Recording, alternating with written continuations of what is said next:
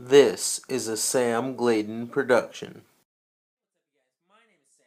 Your name, if the statistics are correct, which they always are, because they always come from right up here. That's really arrogant. But other than that, your name is usually, more than likely, possibly, generally, something like Athena or something. So yeah, this is that thing I do every Friday, so let's get it started. Hey, what's up guys? The first thing on the chopping block today is how much I hate standardized testing. Like, you guys don't even understand. It is so pointless because all we do is we sit in there for 3 hours a day and we take our little tests and we write our little essays, and if you're a good test taker and you know how to work your skills, you're done in an hour and a half, and then you sit there and you stare at a wall and you do nothing, and it's horrible, and I hate it so much. I really, really do, and it's just, so much anger and hatred for these standardized tests.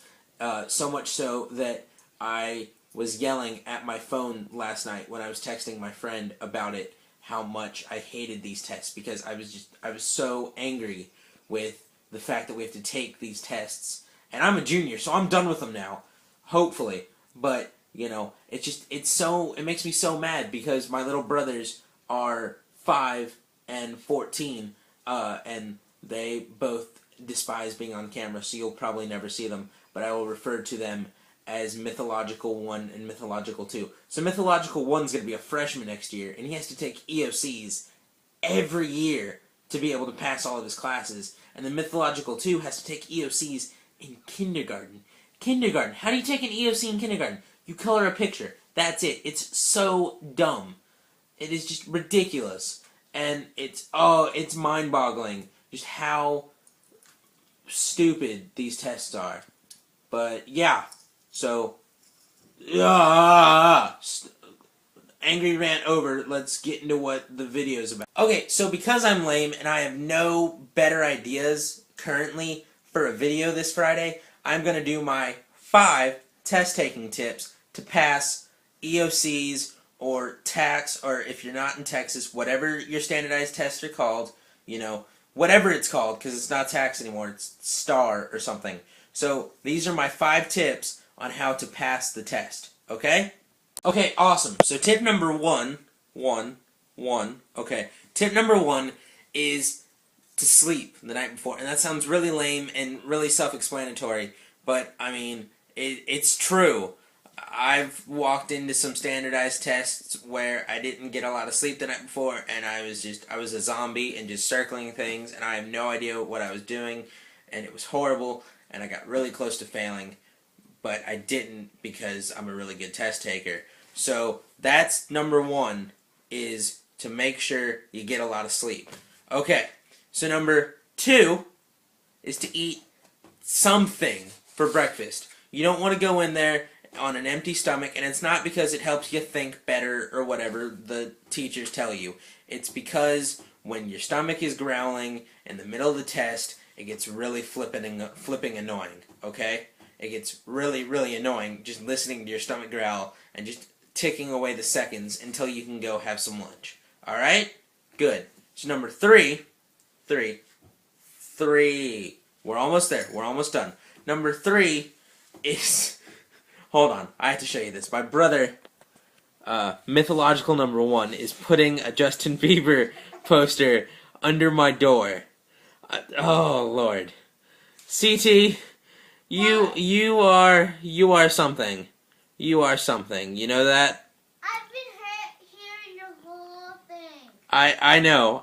Can I go back to filming my video now? Not unless you let me in. Nope, not happening.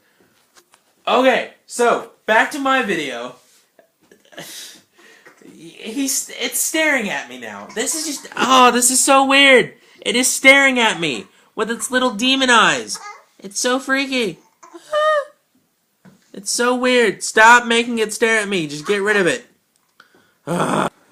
Okay, so the poster's gone, which is really good because it was staring into my very soul, and that was really creepy and just it's so creepy. So creepy. Okay, so let's get back to the tips. Was I on 4 or was I on 5? I think I was on 4. I was on 4. Okay, 4 is to know, what test you're taking, because you can show up for an English test and it ends up being history, and then you fail, and then, you know, you end up dropping out of high school and marrying someone real early. Not saying that that's not a very respectable way to go, but, you know, just it's not the way that most people would like things to run.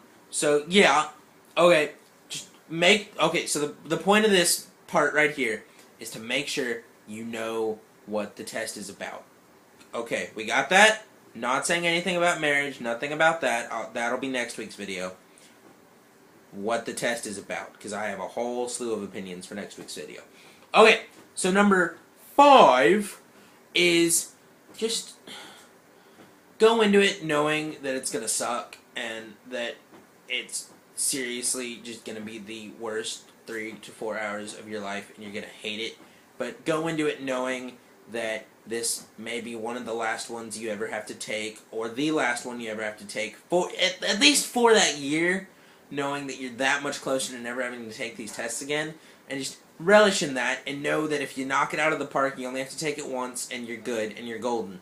Alright? So those were my tips. Hope you enjoy it. The next video will be up Friday. Maybe some bloopers from this one, because it got real crazy real quick. Those will probably be up around Wednesday. So, I love your faces, and goodbye.